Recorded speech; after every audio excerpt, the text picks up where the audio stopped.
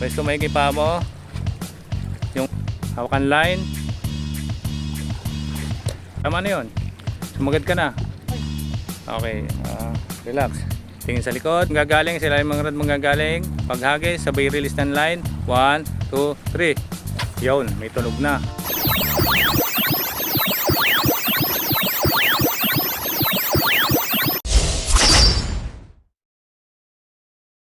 Hello po mga kagis, good morning po. And for today's episode po natin, tayo po hindi magpipishing. Tayo is mag-sharing po ng idea regarding po sa pagkakast or paghahagis or pagjijigging. So ating po nga tuturuan si Master Joel. Nasa likuran po natin, beginner po siya. So kailangan, gusto ko raw niya matuto mag-fishing. So mag-share po tayo ng idea sa kanya kung paano yung proper na paghagis, yung pagcasting, pagjigging, para po siya sa matuto. So for today's episode po natin, wala ko tayong fishing. At kung may kumaga to, luckily, praise God ho. Thank you po yun. So start na ho kami. Continuous ko lang ho itong video para makita nyo yung ginagawa namin. O Kagis TV po, good morning po.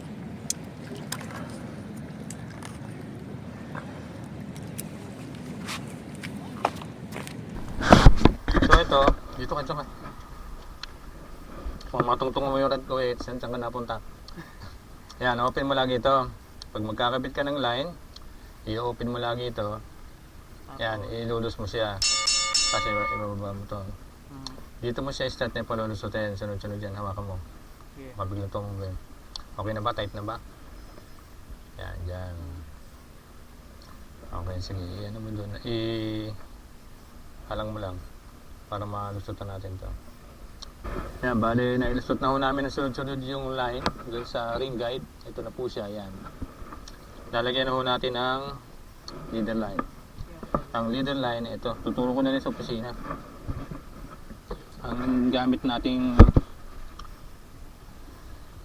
hagis ngayon po, sasabayan ko siyang maghagis. May para ho makuha niya. Sasabayan ko siyang maghagis. Pareho ko may maghagis para ho yung combination po ng pag-jig po namin parehas. So ito po. Okay. So, hello. Ganyan na doon. Ano yung gagawin? Kami yung buka. Isa ko doon. Ay sa akin, kinuha yung line doon. Ito ngayon yan. Huwag ko nang gagalawin na.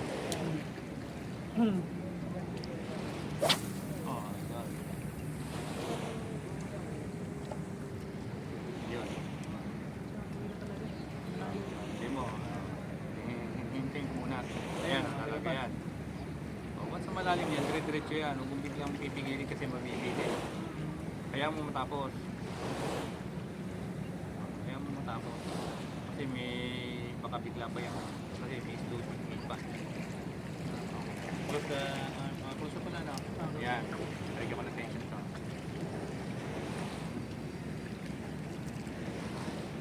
Gagawin mo yun. Kung hinila yun. Tension na yun. Okay. Relax ka lang. 24 seconds. Halimbawa, 24 seconds tayo.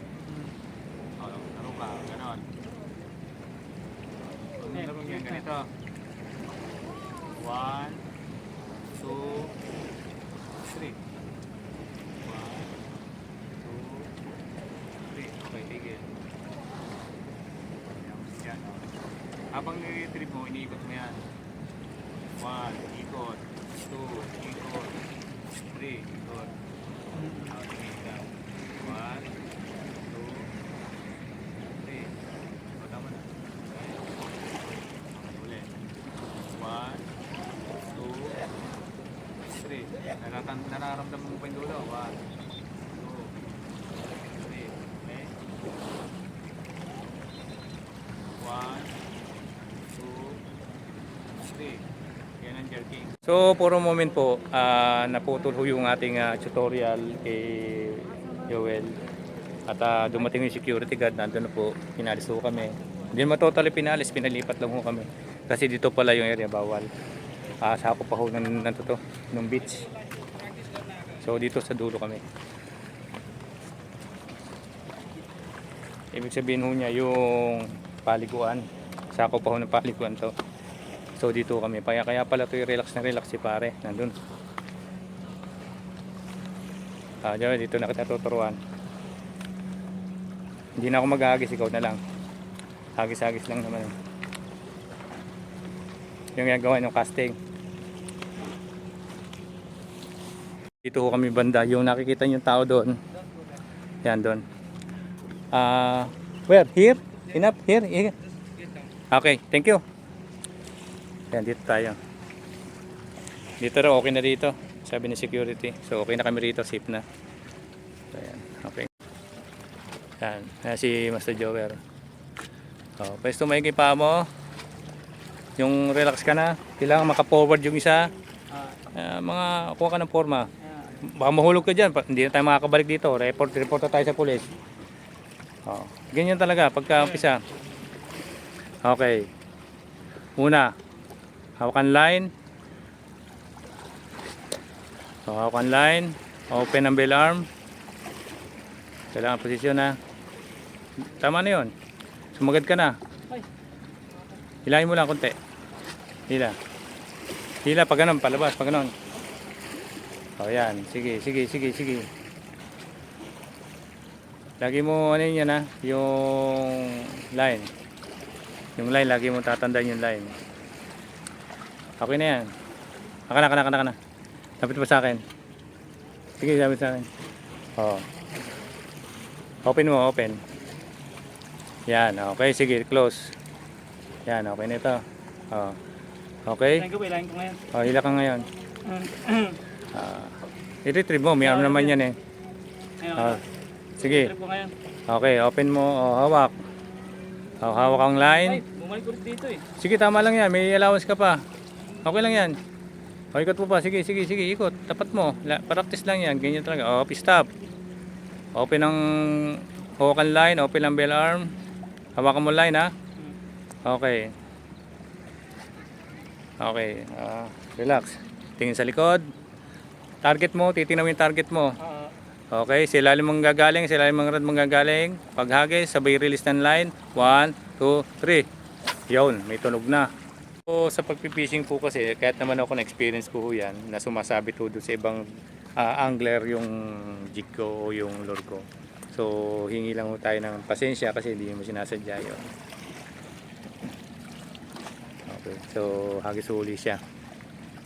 Kami kasama kang bata, masabit sa tenga eh. Okay? 1, 2, 3, sila naman gagaling ang power, sila naman ang rod. Okay. Pagbitaw, sabay bitaw ng tali. 1, 2, 3. Yun ang hinihintay natin, tunog. Mga kagis, magandang umaga po. For today po, tapos na po yung aming tutorial regarding po sa paano po maghagis ang beginner. Paano po natin tuturuan na maghagis ang beginner. So nagawa na po natin yan. So ngayon po mag-aaral po tayo para po sa kanya to kung ano mga dapat niyang gamitin na mga materials or mga artificial fish kung sakaling siya na ho yung mag-isa mag-fishing. So kailangan ho niya malaman to. So marami ho tayong klase ng jig na ginagamit po. So ito po ginagamit ho namin itong jig na to. Ang tawag ito is metal jig. So ang laro ho nito to bottom kasi ano to bakal. Ang grams ho nito 40 grams, malaki ho to. 40 grams ho yan. So ito po kailangan ho niya malaman to. Ang laro ho nito fast and slow. Bakit to sinabing fast and slow? Kasi po malapad siya, then meron ho siyang parang ano ho dito groove na patulis, parang kutsilyo. So to bottom, pag hinagis nyo to, diretso to, dumadaan-daan pababa. Slow jig na rin ho to eh. Ganoon siya maglaro pababa. Okay, ito ho yung isa sa mga ginagamit ho natin. Metal jig. Then ito po isa. Ito naman tinatawag ko dito mga minnows. Ay nalaglag. Ito mga minnows ho to. Ito conforme ko ng setup ang gagamitin nyo, kung ultralight or medium light, pero sa heavy po meron ho nito malaki. Ito po yon. Conforme po sa bigat. Yusuri ho to, yusuri. Ano pala? Churinoya. Yan. Ito po yung 30 grams. 22. Nakasulat po pala sa likod. 22. Meron ho nito malaki. So ito po, gagamitin ho to kung tap water. pambarakuda, ganyan, kung daw ano, activity, talakitok na gano. Ito, talakitok din ho to. Pero to medium light, ginagamit to dito. May iba-ibang laki ho nito. Tawag ko dito, lures. Yan, lures ho yan. Para okay, Joel ho yan. Lures ho yan. So, ito po, madali lang ang pag-aralan. Kumpara ho sa jig na ginagamit ho natin. So, pinakita ko sa inyo, slow jig. Marami ho tayong klase. Ito, slow jig, malapad. Malapad ho to. Pag ito nihagis nyo, patong dahon, gumaganon sila ng tubig, parang dahon. Then ito naman yung fast jig. Ito needle jig, needle. Kasi parang siyang ano, fast ho laro nito, plus pag nihagis nyo, dire-diretso bubulok ko sa ilalim. Ang paglalaro nito, ano lang ho, 1, 2, 3, mabilis. Fast jigging po. Ito slow jig. Ito fast jigging, 1, 2, 3. Ito no, 1, 2, 3 mabagal. 1, 2, 3 mabagal na slow jig. Ito po. So may iba-ibang klase ho dyan. So tsaka meron po tayo, kung gusto niyo, meron ho siyang dapat alamin. Ito naman yung plastic bait. Ito yung bait, rubber ho to eh. Ito pang ano, lapo-lapo. So ito, di may hagis ng walang sinker. Ito is yan, goma lang ho to. Hindi ho to may hagis ng walang sinker, kailangan na may sinker to. Ito ginagagamit lang naman ho to pagka yung kalmado. Pag kalmado, di kayo maalo ng konti. Pang lapo-lapo. So ang laro nito, ultra light, medium light, para mas magandang laruin. At saka po may mga iba-ibang klaseng minus ito. Ito para itong ano, butete. Ito may iba-ibang grams. Ito po pang medium light, 20 grams. Meron ho tayo niyan. So may fast jig, may slow jig, may ano, ito fast jig. Pag mga ganito, mga pencil ang dating, pencil jig, mga fast jig ho yan. Ito yung pinakikita ko para may pattern ho si Master Joel. Ito yung slow jig yan, medyo malapad. Yan, slow jig ho yan, para siyang dahon. Maganda rin ho itong laruin. Marami na ho nakakagat to, kaya sibak-sibak na rin ho eh. Yan, fast jig. Ito yung slow jig pala. Pag ginagis nyo, parang dahon bumabagsak. So yan, para okay sa kaalaman, magiging kaalaman na ni Master Joel.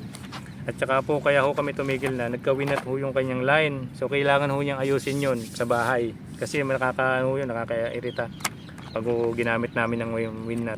Madadamay na ho yung ibang linya nun. Dadami. So stop na ho kami.